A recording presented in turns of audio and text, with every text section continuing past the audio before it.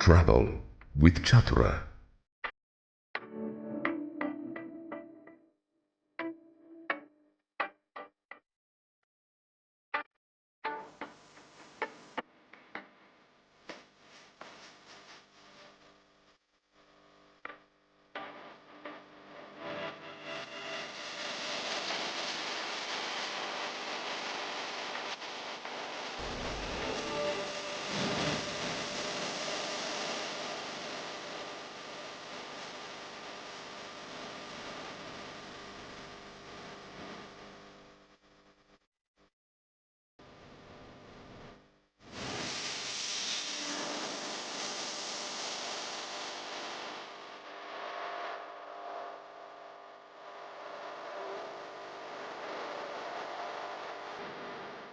ගමක පාලමක් මත එනින් වාහනයක් නැවැත්තුවා කියලා ප්‍රශ්නයක් නැහැ. මොකද travel with චතුර වැඩසටහන හින්දා. එහෙම හිතමු. අපි ඉන්නේ මහනුවර දිස්ත්‍රික්කයේ පන්විල ප්‍රාදේශීය ලේකම් කොට්ටාශයේ හරියටම කියනවා නම් කැලෑබොක්ක වසමේ. ඒ කියන්නේ කැලෑබොක්කේ. කැලෑබොක්ක කියන්නේ ඇයි කියලා පස්සේ කියන්න. කොහොම වුණත් අපි ඉන්නේ කඳු පන්ති ගණනාවකින් වට වෙච්ච පහත් බිමක. සිග්නල් එහෙම ටිකක් අඩුයි.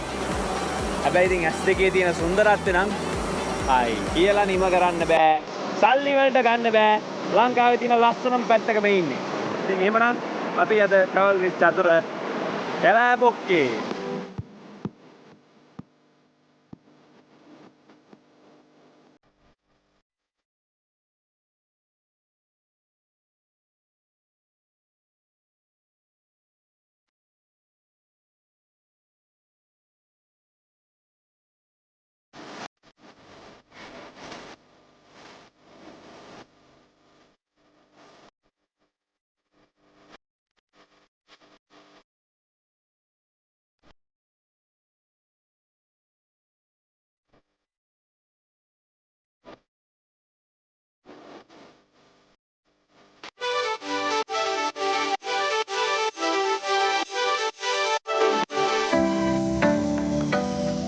hello චතුර මේ ඊටාම සුන්දර පිවිසුමක් තියෙන්නේ. ගස් ටිකයි මල් ටිකයි ගැන පස්සේ කතා කරමු. දැක්කනේ ලස්සන කොච්චරද කියලා. ඉතින් අපි අද ඇවිල්ලා ඉන්නේ ඇත්තටම රාජ්‍ය වැරදි සංස්ථාවට අයත් වෙච්ච විශාලතම වත්ත. ඉතින් මේකේ ඔයගලන්ටත් පුළුවන් නවාතැන් පහසුකම් ගන්න. ඒ වගේම නැවතිලා ඉඳලා පොඩ්ඩක් විනෝදයෙන් ඉඳලා යන්න. ඉතින් අද අපේ බලාපොරොත්තුව එහි නවතින්නේ. ඉතින් මේ වතු අධිකාරීතුමා ඉන්නවා අසේල අබේවර්ණ මහත්මයා. ඉතින් මේ වගේම අනිකුත් ඇසිස්ටන්ට් සුපිරින්ටෙන්ඩන්ට්ලා ඉන්නවා. මේක බලා ගන්න ඔක්කොමලා ඉන්නවා. අද අපිත් එක්ක මේ ගමන යන්න බලාපොරොත්තු වෙන්නේ. ඒගොල්ලෝ ඔක්කොමත් එකතු කරගෙන. ඉතින් එහෙනම් අද අපි නවතින්නේ මෙහෙ. ඊට යන නිසා මම පොඩක් කරගෙන මල්ටි බලන්න.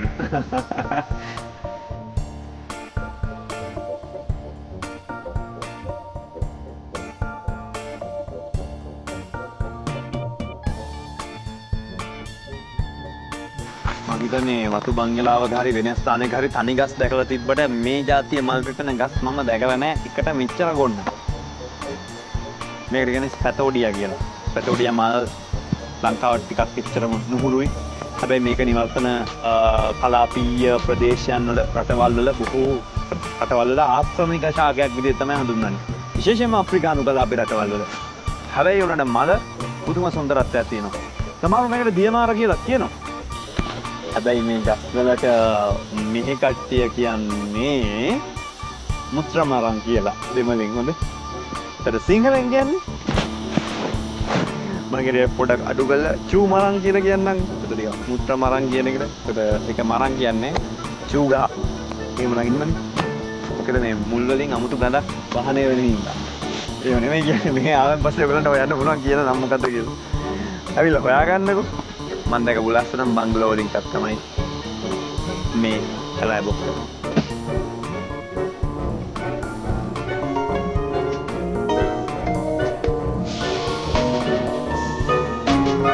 මේ චතුර කැලෑබොක්ක.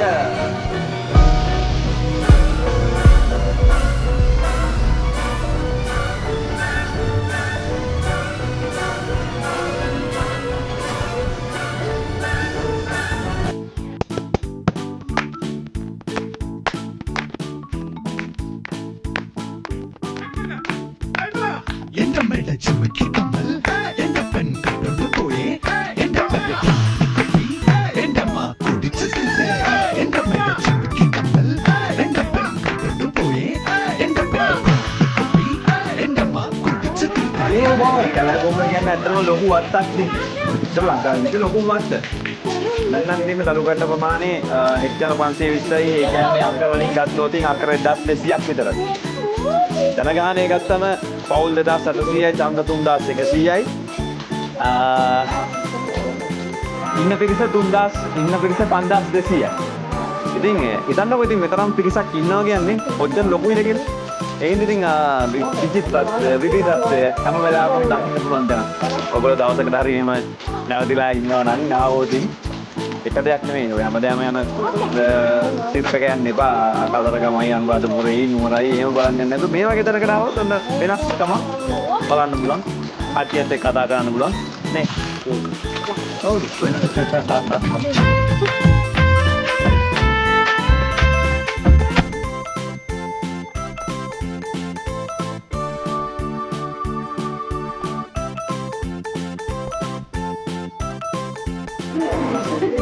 අපිට පුංචි බවුලක් වුණා පොවන් පොඩක් ගහන්න කියන අපිට පොඩක් ගන්න අපි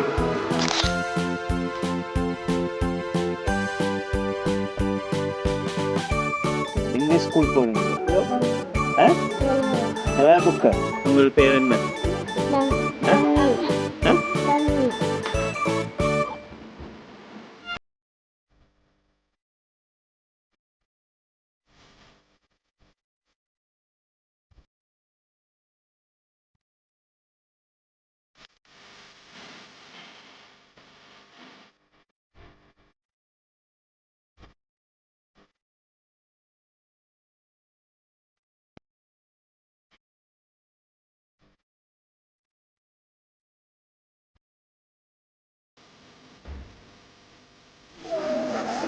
මේ වත්තේ ඇවිදගෙන යනකොට පේන තියෙන දෙයක් තමයි මේ අපේ ජනතාවගේ ආර්ථිකය දැන් දළු වලින් යැපෙන්නේ නැහැ. මොකද දළු වලින් ලාභ ලබන්න අමාරුයි වෙනත් තැන් වලට වෙනස් ආදේශක වලට වෙනත් ව්‍යාපෘති වලට යන්න වෙලා තියෙනවා. ඒකේ හොඳ එකක් තමයි මේ අනුන් කූරු මේ මధుර කූරු හදන එක. මේ ඉතින් මధుර කූරු හදනවා තමයි ඔක දකින්නේ.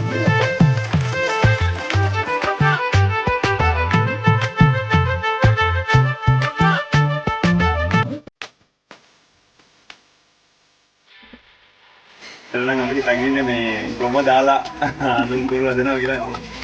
ගොම නෙමෙයි මේ අසල අඟුරු අරගෙන කුඩු කරලා තියෙන්නේ. යන්නේ අඟුරු නාක.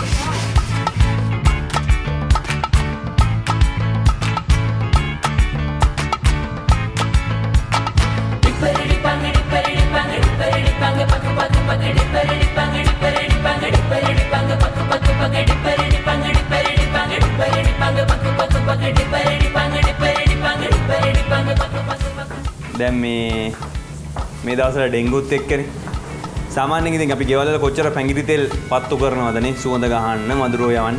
දැන් මේ කූර පත්තු වෙනවා අතරම පැංගිරි සුවඳක් වෙනත් සුවඳක් එනවා. ඉතින් ඒ හින්දා මේක හොඳ වැඩක් රටටත් හොඳයි අපිටත් හොඳයි හැමෝටම හොඳයි. මధుර කොයිල් එක සාමාන්‍ය පත්තු කරාම ඉන්න බෑනේ. හැබැයි මේක පත්තු කරාම ඉන්න පුළුවන් මේ. ඉස්සරහට වෙළඳ පොලෙන් ගන්න පුළුවන්. එහෙමනේ අපිට කියන්නේ. වෙළඳ පොලෙන් ගන්න පුළුවන්. වෙළඳ පොල් නිකුත් කරලා තියෙනවා.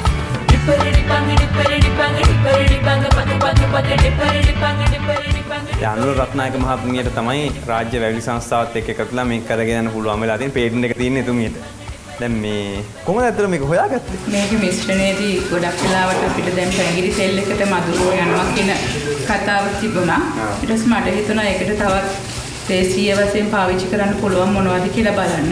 ඒකත් මම උපයෝගී කරගත්තා කොහොඹ තෙල්, සේර තෙල් වගේ තවත් තෙල් වර්ග සාමාන්‍යයෙන් අපි 6ක් විතර පාවිච්චි කරනවා. ඒක ශරීරයට අහිත කරන දෙයක් නෙමෙයි. ඇත්තටම අද දරුවෙක් ඉපදුනා නම් ඒ දරුවා ඉන්න තැනක වුණත් අපිට මේ මధుර කූර පත්තු කරන්න පුළුවන්.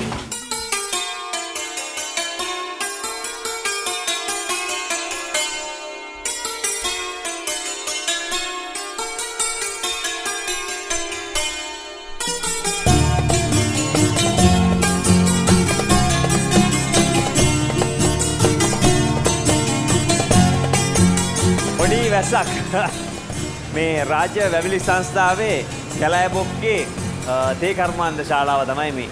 ඉතින් අපේ පැරණි තේ කර්මාන්ත ශාලාවක් සෑහෙන පරණයි. ඇතුළේ නැයි තියෙන්නේ.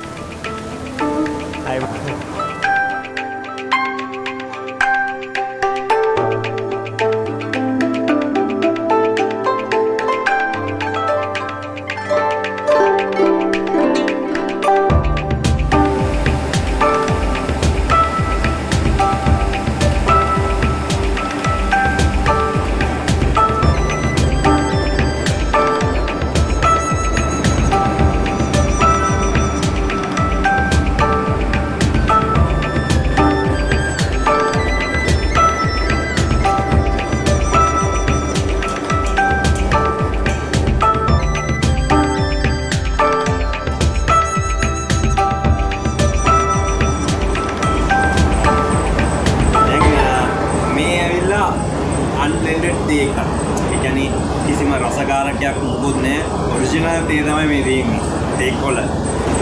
කොහොම හරි ඉතින් ඔන්න ඔයගලන්ට කැලෑබොක්කට ආවොත් කැලෑබොක්ක ඩීසෙන්ට් එකකින් ගන්න පුළුවන්. ඒගොල්ලන්ගෙම තේ පැකට් එකක්.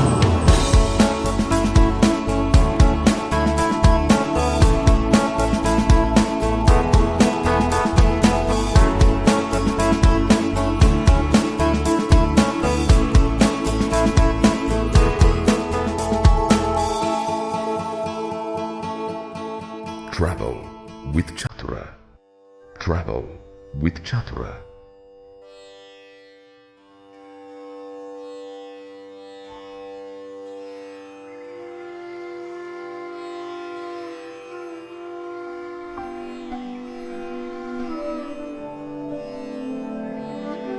කට්ටිය ඉතින් ආනෝනේ කොහෙද අපි නවතින්නේ කියලා. ඔන්න කැලෑබොක්කට ආවොත් ආණ්ඩුවෙම දැනගෙන නවතින්න පුළුවන් පහසු මිලට. පේනවනේ. පහසුකම් යටතේ හැම දෙනාටම ඇවිල්ලා ඔන්න යන්න පුළුවන් තැන.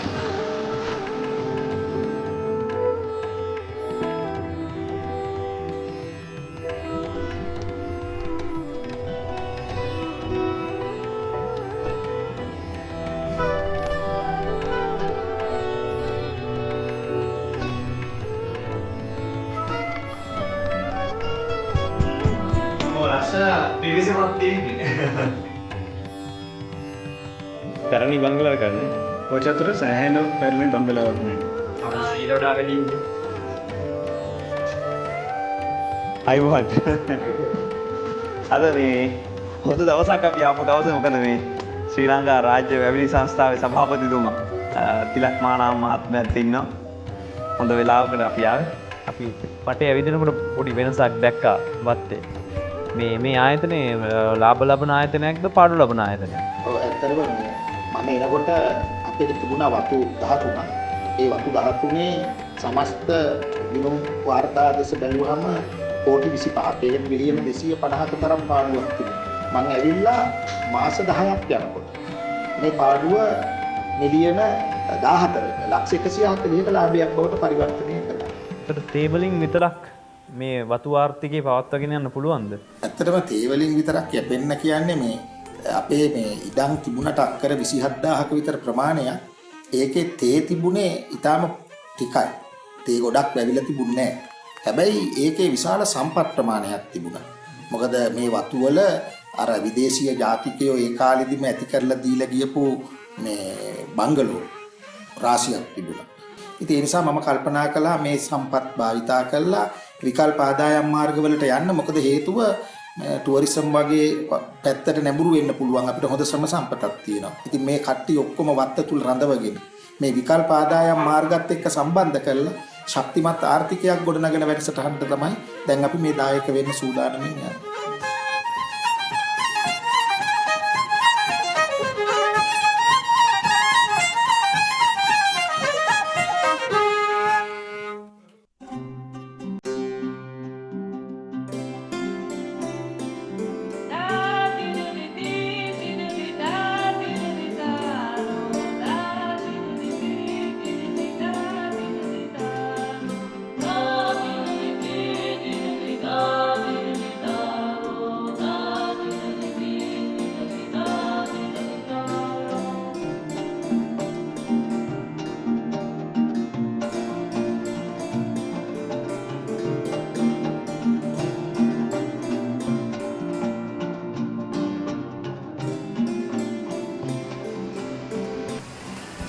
උදේ පාන්දර මේ සිරිසිරියටම හරියට කීමින් පොද වැස්ස. ඒ හින්දා සීතලත් අඩුයි හැබැයි.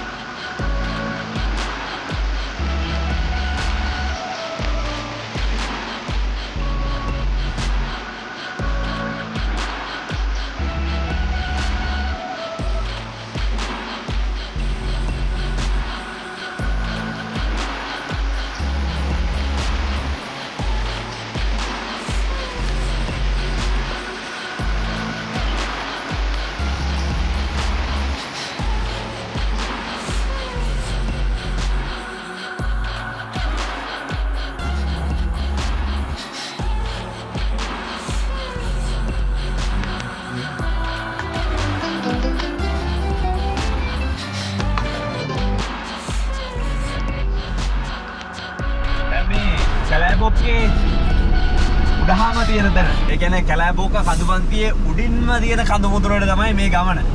සාමාන්‍යයෙන් අප ඩිවිෂන් කියලා කියන්නේ මේගොල්ලෝ ඉතින් කියන්නේ හැබැයි ඒ කාලේ විදේශීය ජාතිකයෝ ඉන්නකොට නම් උඩට වෙනකම්ම තේ වවලා තියෙනවා. දැනුත් තේ තියෙනවා. ඉතින් ගොඩක් අර හරියට තේරිලා නැහැ කාලයක් අත්හැරලා තියෙනවා වගේ ගතියක් තමයි තියෙන්නේ. හැබැයි බොහොම සුන්දර ගමනක්. මොකද යනකොට වතුර පාරවල් දිය කඩිපි ඔක්කොම පහු කරන් තමයි මේ ගමන යන්න තියෙන්නේ. මේ පේනවනේ. බලන්න කොච්චර ලස්සන වතුර පාර තියෙනවද කියලා.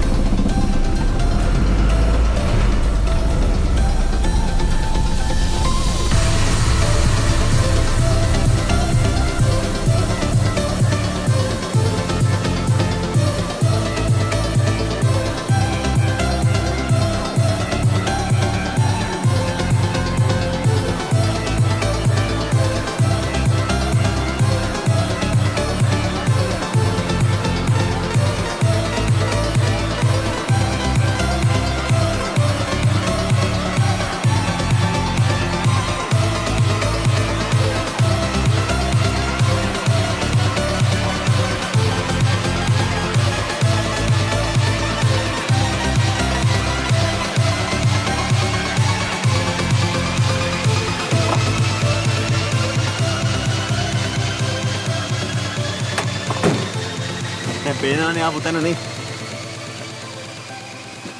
මහන්සි නෑ නේද මෙච්චර දුරක් අමාරු.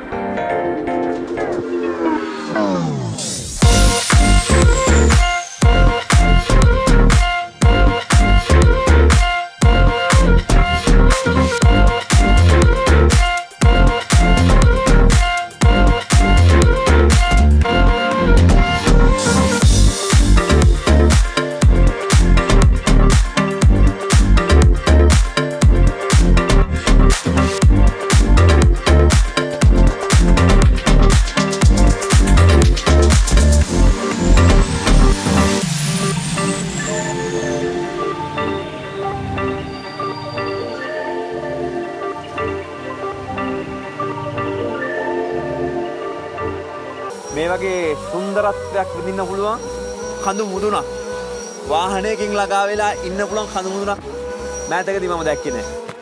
ඒ අතින් බලනකොට රාජ්‍ය වැවිලි සංස්ථාවට තියෙන මේ ඔලබොක්ක ඊටාත්ම සුවිශේෂී තැනක්. පහලින් පේන තැන් ටික බැලුවම ඇති මේක ගැන හිතාගන්න.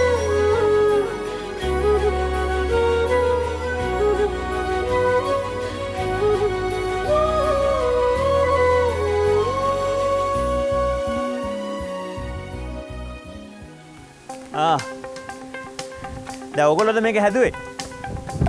ඔයගොල්ලෝද හැදුවේ? දැන් ඔයගොල්ලන්ගේ දාන්න ඕන නම් හැබැයි සින්දුවක් කියන්න වෙනව නේ. නැත්තම් මෙච්චර උඩ ගිහලා සින්දුවක් කිව්වේ නැත්තම් වැඩක් නෑ මේ සීතලේ. තමිල් පාඩංගෝ පාඩින්ගෝ.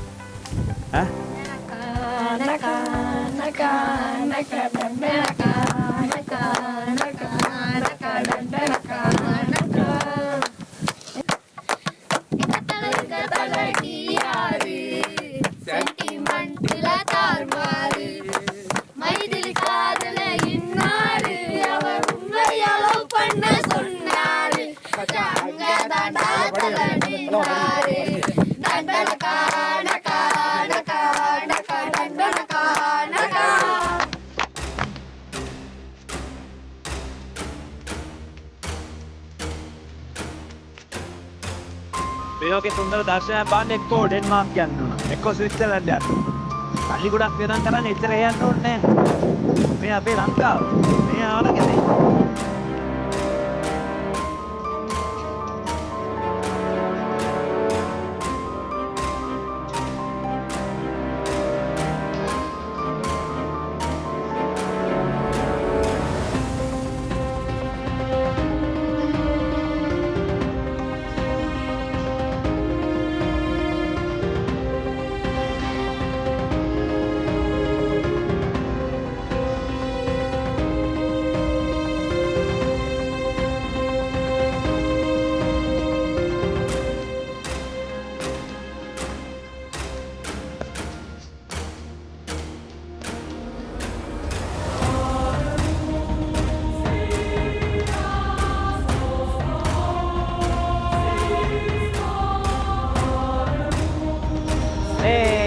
Salve Chatura Caraboca!